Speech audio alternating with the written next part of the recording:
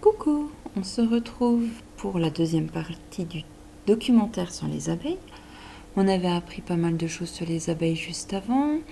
Et puis, on va s'intéresser maintenant un petit peu plus précisément à ce que font les abeilles, comment vient le miel, et puis 2-3 autres informations.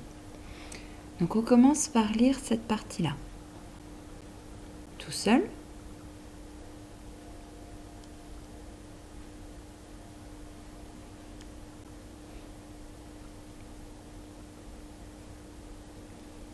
Ensemble.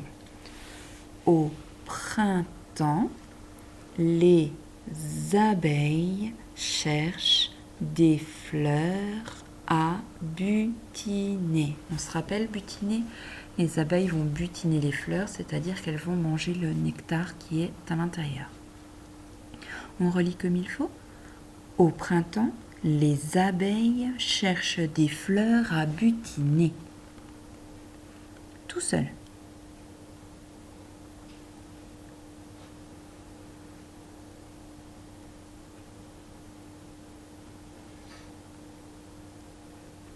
Ensemble, elles récoltent alors le nectar qui va être transformé en miel. Correctement? Elles récoltent alors le nectar qui va être transformé en miel. Et oui, le nectar des fleurs, elles vont le transformer en miel. Et il n'y a que les abeilles qui savent faire ça. Nous, on ne sait pas. C'est elles qui savent faire. Donc c'est important pour ceux qui aiment le miel. Il n'y a que les abeilles qui peuvent. Phrase suivante. Tout seul.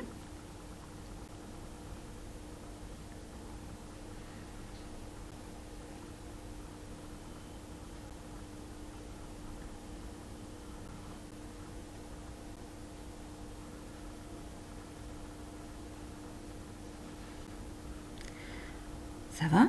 Donc dans cette longue phrase de 3 lignes, il y a plusieurs pièges. Il y a des pièges dans les liaisons entre les lettres et il y a un piège dans ce mot-là. Attention, ensemble. Quand une, là on a un D qui va se lier au U, mais dans les liaisons, le D va se lier T, comme un T. C'est bizarre, mais c'est pas de ma faute. Quand une abeille trouve un champ de fleurs, elle indique aux, attention à la liaison, autres. Le X va se lire comme un Z. Aux autres, l'endroit où il est en faisant une danse. En faisant, et oui, ici on a un AI qui exceptionnellement va se lire E. Et quand on le lit est, on sent bien qu'il y a un truc qui ne va pas. En faisant une danse. Maintenant, dans le verbe faire, de temps en temps, son AI se lit E. En faisant une danse. Bizarre, mais c'est comme ça. On relit comme il faut. Quand une abeille trouve un champ de fleurs, elle indique aux autres l'endroit où il est en faisant une danse. Et oui, l'abeille ne peut pas parler. Donc pour indiquer aux autres abeilles où aller, elle va danser.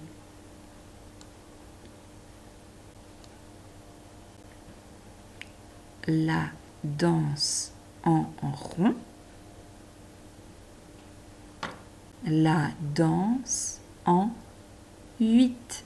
Pas ch, ici il manque le C, hein. Le H reste muet. En 8. Petite question. Pourquoi ici il y a un S?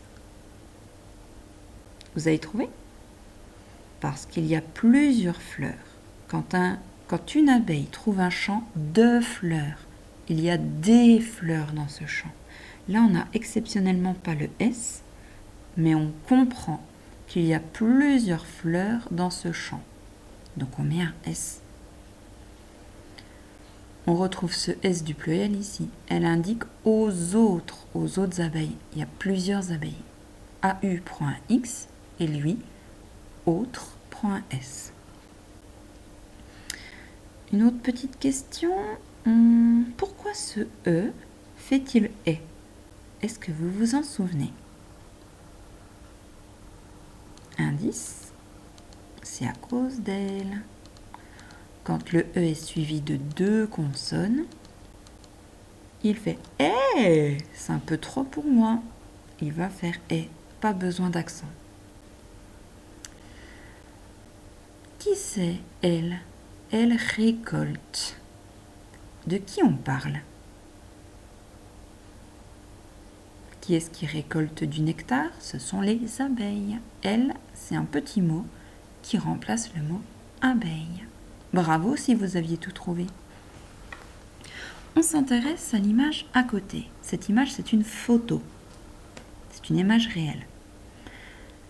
Ici, vous avez une ruche bleue, une verte, une un peu jaune, donc plusieurs ruches. Ce sont bien sûr des ruches inventées, construites par les hommes. Dans la nature, les abeilles font leur propre ruche toutes seules. La dame tient des alvéoles. Dans les ruches, il y a plusieurs de ces plaquettes remplies d'alvéoles qui peuvent s'enlever. À l'intérieur, c'est rempli de miel. Donc, pour récolter le miel, il suffit d'enlever ces plaquettes, de gratter les alvéoles et le miel se met à couler. Dessus, vous voyez plusieurs abeilles. On lit tout seul.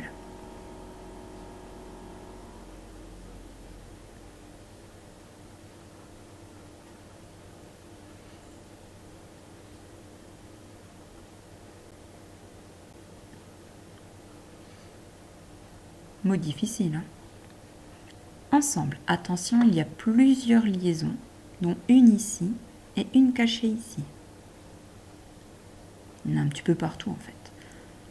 La personne qui élève les abeilles est un apiculteur ou une apicultrice. Pas facile, hein? Correctement. La personne qui élève les abeilles est un apiculteur ou une apicultrice. Ça va? Apiculteur. Culteur, on reconnaît un mot qui ressemble à culture, qui fait la culture, qui élève, qui a des animaux ou des plantes. D'accord? Api, c'est le mot ancien qui veut dire abeille. Apiculteur, éleveur d'abeilles. Sur cette photo, on a un apiculteur ou une apicultrice? C'est une fille, une apicultrice. Courage, on est presque à la fin. Case rose, le mot référent c'est un œuf, avec le E dans l'eau qui nous fait E. Bizarre, hein? Tout seul.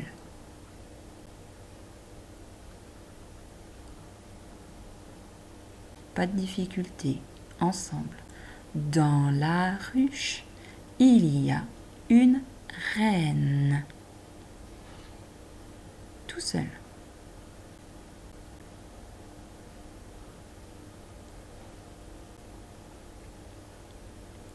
Ensemble, elle est un peu plus grande que les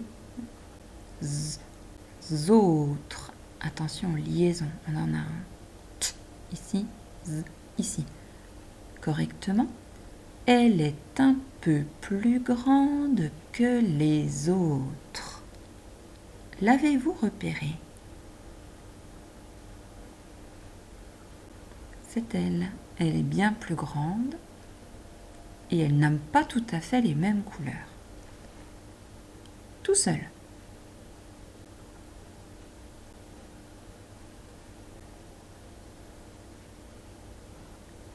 ensemble.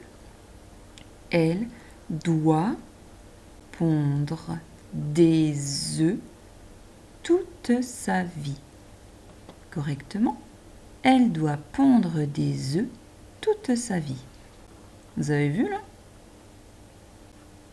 Il n'y a pas comme un petit problème. Tout à l'heure on a dit un œuf et là on lit des œufs.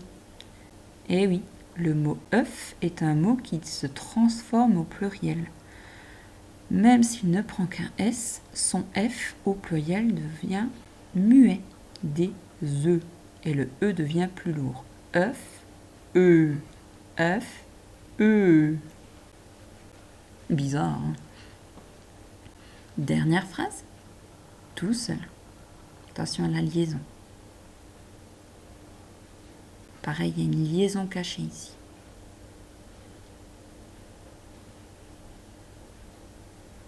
Ici aussi.